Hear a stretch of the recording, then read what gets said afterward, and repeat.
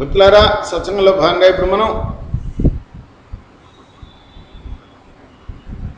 శ్రీమద్ భగవద్గీత ద్వితీయోధ్యాయం నుండి కొన్ని శ్లోకాలని పారాయణ చేసుకుందాం. పారాయణ కన్నా ముందు మనం రోజు చేసే విధంగానే గీతమును ప్రార్థిద్దాం. పార్థాయ ప్రతిభూతితాం భగవతా నారాయణేన స్వయం వ్యాసేన గృహీతం పురాణమున్యా మధ్యే మహాభారతం అద్వైతామృతవర్షిణీం భగవతీం అష్టాదశాధ్యాయినీం అంబా త్వాం అనుసందదామి భగవద్గీతే భవద్వేషిణీం. నమోస్తుతే వ్యాస విశాల బుద్ధే పుల్లారవిందాయ పత్రనేత్రాయన త్వయా భారతైలుపున్న ప్రజ్వాలితో జ్ఞానమహి ప్రదీప ప్రపన్న పారిజాతాయ తోత్రవేత్రైవాణే జ్ఞానముద్రాయ కృష్ణాయ గీతామృతతుకే నమః. వసుదేవ సుతం దేవం కంసజానూరమర్దనం దేవకీ పరమానందం కృష్ణం వందే జగద్గురుం. భీష్మద్రోణతరా జయద్రథజ గాంధార నీలోత్పల శల్యగ్రావతి కృపేణమణి కన్నేన వైలాకుల అశ్వత్థామకర్ణఘోరం క్రాదుర్యోధనావర్తిని సోత్తినాగర్పాణపేరిణితైకేశవ పారాశర్యం చ సరోజములంగీతార్థహిందోత్కరం నానాఖ్యానకేశ్వరమరిగితా సంబోధనాబోధం లోకే సజ్జన శర్పధైర్యరే పీపీమానముదా భూయాత్ భారతమంగజంకల్పల్పడద్దం సనశ్రేయసి మూకంకరోతి వాచాలం పంగులంగైతే గిరిమ్యత్కృపాదమహం దే పరమానందపాదో శాంతాకారం జయసేనం పద్మనాభం సురేశం విశ్వాకారం గగన సదృశం మేఘవర్ణం శుభాంగం లక్ష్మీకాంతం కమలనయనం యోగిర్జ్ఞానగమ్యం వందే విష్ణుం భవభైరం సర్వలోకైకనాథం. యం బ్రహ్మవరుణేంద్ర రుద్రమరుతస్తున్వంతి దివ్యైస్తవై వేదై సాంగపదక్రమోక్తై గాయంత్యం సామగా ధ్యానావస్థి తద్గతేన మృషా పశ్యంతి యుగ్నో యస్యాంతం నదుస్రాస్నోతి వాయ తస్మై నమః. శ్రీకృష్ణ పరబ్రహ్మణే నమః. శ్రీమద్భగవద్గీత ద్వితీయోధ్యాయ సాంఖ్యయోగ. శ్రీ గురుభ్యో నమః. భక్తులారా, నిన్న మనం 60వ శ్లోకం వరకు ఈ అధ్యాయంలో చదువుకున్నాం. ఈ రోజున 61 నుండి కొనసాగిద్దాం. తాన్ని సర్వాణి సంయమ్య యుక్త ఆసీత మత్పరః వశేహి యస్యేంద్రియాణి తస్య ప్రజ్ఞా ప్రతిష్ఠిత. స్థితప్రజ్ఞుడు అంటే ఎవరో చెప్తున్నాడు భగవంతుడు. ఎవరైతే ఇంద్రియాలన్నింటినీ వశంలో ఉంచుకుంటాడో వాడి బుద్ధే స్థిరంగా ఉంటుంది. జాయతో విషయాన్ పుంసః సంగస్తేషుపజాయతే సంగాత్ సంజాయతే కామః కామాత్ క్రోధో విజాయతే. ఇంద్రియాలకు సంబంధించిన విషయాలని చింతిస్తూ ఉంటే వాటి మీదనే ఆసక్తి ఏర్పడుతూ ఉంటుంది. దానివల్ల ఆ విషయాలను పొందడానికి కోరికలు కలుగుతూ ఉంటాయి. ఆ కోరికలు తీరకపోతే కోపం వస్తూ ఉంటుంది. క్రోధా భవతి సమ్మోహ. కోపం వస్తే ఏమవుతుంది? వ్యామోహం కలుగుతుంది, సమ్మోహం కలుగుతుంది. సమ్మోహాత్ స్మృతి విభ్రమ. మోహం కలిగితే ఏమవుతుంది? స్మృతి కాస్త చిన్నాభిన్నం అవుతుంది. మరి స్మృతి భ్రష్టం అయితే ఏమవుతుంది? స్మృతి భ్రంశాత్ బుద్ధినాశాత్ బుద్ధినాశాత్ ప్రణశ్యతి. స్మృతి కనుక భ్రష్టమైపోతే బుద్ధి నశిస్తుంది, అంటే జ్ఞానశక్తి నశిస్తుందన్నమాట.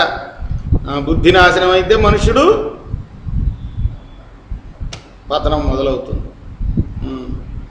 రాగ ద్వేష వియుక్తైస్తు విషయానింద్రియైశ్చరన్ ఆత్మవశ్యైర్విధేయాత్మ ప్రసాదమధిగచ్చతి.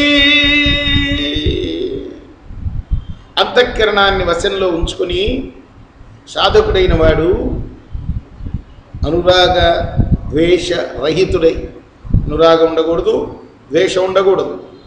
ఇంద్రియాల ద్వారా విషయాలని గ్రహిస్తున్నా కూడా ఆ విధంగా కనుక ఉంటే, ఏ విధంగా అనురాగం లేకుండా ద్వేషం లేకుండా కనుక ఉంటే, అంటే ఇంద్రియాలు వాటి పని అవి చేస్తూనే ఉంటాయి, కానీ మనం మాత్రం దాని మీద ఇంట్రెస్ట్ చూపించకూడదు అనమాట.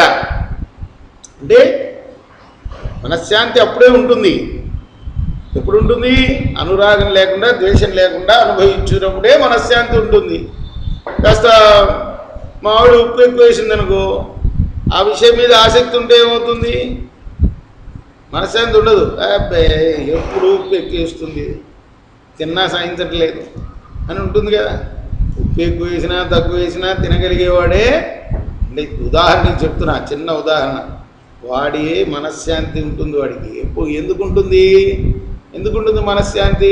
దాని మీద వాడు ఆసక్తి చూపించకపోతే, అది ఆసక్తి అంటే అది అనురాగ ద్వేషం లేకుండా చేయడం ఆసక్తి లేకుండా ఉండడం అంటే అది.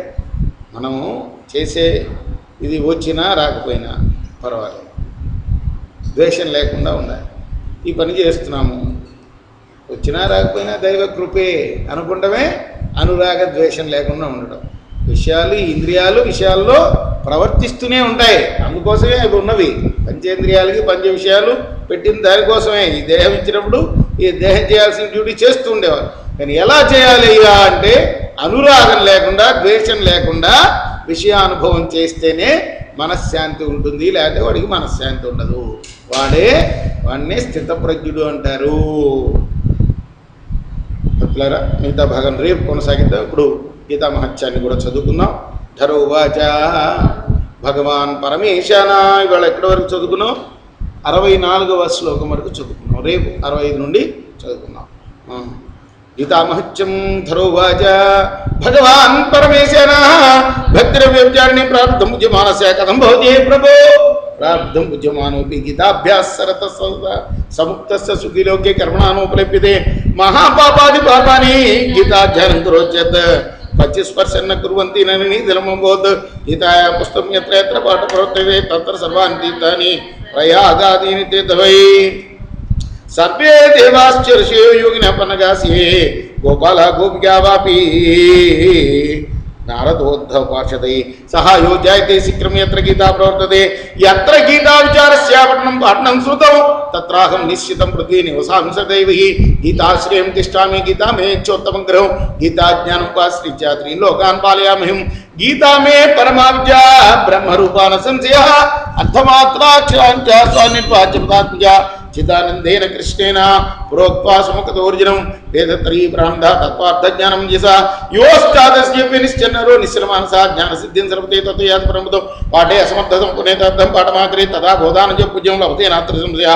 విభాగం పఠమానసో గంగా స్నానఫలం లభేత్ షడం సంజప్మానసో సోమయాగఫలం లభేత్ ఏకాధ్యాయంతియో నిత్యం పఠతే భక్తి సమేత రుద్రలోకమాప్నోతి సమకృత్వా శీఘ్రం అధ్యాయ శ్లోకపాదం వా నిత్యం యః పఠతే నరః సయాతినర్థాం యావన్మనుకలం సుందరే గీతా శ్లోకదశకం సప్త పంచ చతుష్టయం దౌత్రేనేకందం వా శ్లోకానాం ఎప్పటైనరా చంద్రలోకమాప్నోతి వర్షనామితం ధ్రువం గీతా పాఠస్మాయుక్తో మృతో మానుషం వ్రజేత్ గీతాభ్యాసం పునఃకృత్వా లభతే ముక్తిం గీతేచ్చార సంయుక్తో మ్రియామానో గతిం లభేత్ గీతార్థశ్రవణాసక్తో మహాపాపాయితోపి వా వైకుంఠం సమాప్నోతి విష్ణాసమోతే గీతార్థం ధ్యాయతే నిత్యం కృత్వా కర్మాణి పురుషः జీవన్ముక్తస్య విజ్ఞేయో దేహాంతే పరంపదం గీతామాశ్రిత్య బహవో భూభుజో జనకాదయ నిర్దూత కల్మషాలోకే గీతాయత పరంపదం గీతాయ పఠనం కృత్వా మహాత్మనైవేపడే వృథా పటోపయుక్తస్యాశ్రమే హితార్థ ఏతాన్మాచ్య సంయుక్తం గీతాభ్యాసం కరోతి యః సతత్ఫలమాప్నోతి దుర్లభాంగతిమాప్నుయా శ్రోతోవాచ మహాత్మ్యే తద్గీతాయ మయా ప్రోక్తం సనాతనం గీతా అంతే చ పఠేజ్జస్తు యదుక్తం తత్ఫలం వేతి వరాహ ప్రాణే గీతామాచ్యం. కృష్ణార్పణమస్తు.